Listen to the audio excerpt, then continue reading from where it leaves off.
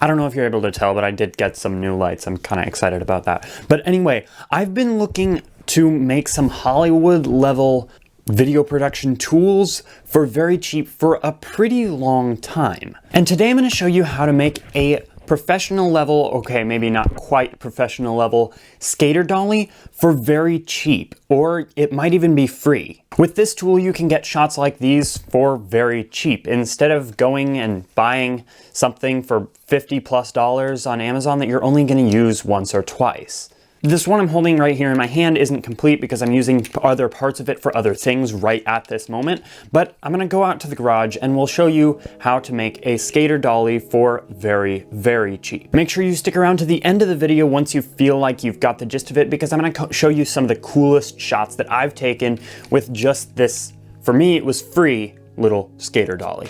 This is a build for a do-it-yourself camera slider. Hold on, I'm gonna adjust this so that I know where the edge of my frame is. That's no secret. We need that kind of guidance here in the film industry. But anyway, I'm gonna use Lego and some wood, as well as a drill with a drill bit slightly larger than 1/4 inch. I'm also gonna need some 1/4-20 hardware for a tripod or ball head. And we're gonna make a do-it-yourself camera slider. A camera slider is a tool that filmmakers use when they're needing to get shots of things getting closer on smooth ground. So you can see these examples of shots where I have needed a camera slider. These shots were taken with my do-it-yourself Lego camera slider. So without further ado, I'm gonna get started. First thing you're gonna need are some Lego Technic cross beams. So those are gonna make the frame of our camera slider, which is probably the most important part other than the wheels. So I'm gonna connect these together with two 6x6 plates. And then I'm gonna put 2 axles in the front and the back. Those are gonna be where our wheels go, but I'm not gonna actually do anything with them quite yet. First, I'm gonna make sure that the front and back are reinforced so that they're not super flexible. Next thing I'm gonna do is for the larger wheels, I'm gonna put on these little spacers to make sure that the wheels and the rubber on the wheels doesn't hit the frame. I'm gonna pop these wheels on now, and they're just gonna sit right at the ends of the axle. Now I'm gonna pop the other wheels onto the other side.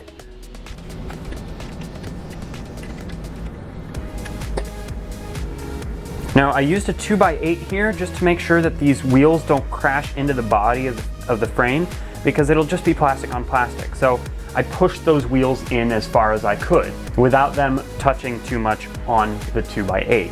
We're gonna put this like that. So I'm gonna put this right there, just right close, and it's gonna make it so that this thing doesn't wobble at all. Now I'm gonna grab some zip ties and we're gonna just zip tie this thing all the way down.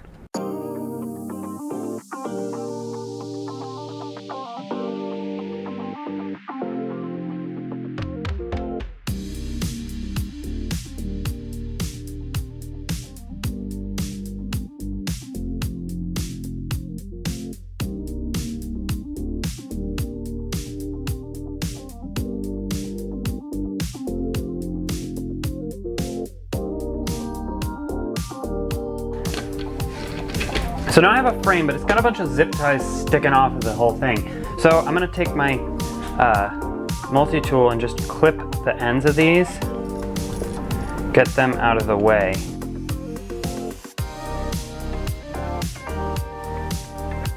Now that we've got that done, we can just put a bolt through here, and we basically got somewhere where we can put a tripod head onto the top of our rig. I'm gonna change setups, so expect that, and then I'm gonna just show you how this thing works. All right, now that we got this all put together, I'm just gonna show you how I can mount some of the hardware so that, sorry, that's my microphone.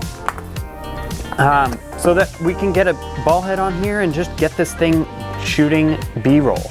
First thing you're gonna need is a 1/4-20 bolt. Basically, it's just gonna go poke up through the bottom here and screw onto the tripod head.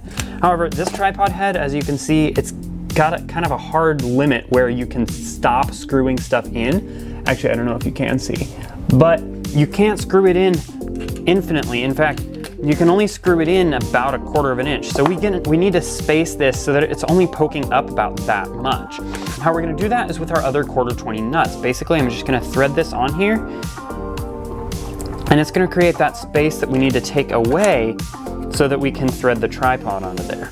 Now that I've got it functional, I'm just gonna tighten it down with my 4mm hex key. That is gonna be a different size for wherever you get your bolt. It depends what the size is gonna be. So now I have a tripod head mounted on to a rolling cart. But the only thing that we're missing is something to keep this from shaking around and being a little jittery. So what I'm gonna do is just take some solid steel, basically, this solid steel weight, and I'm just gonna put it on there.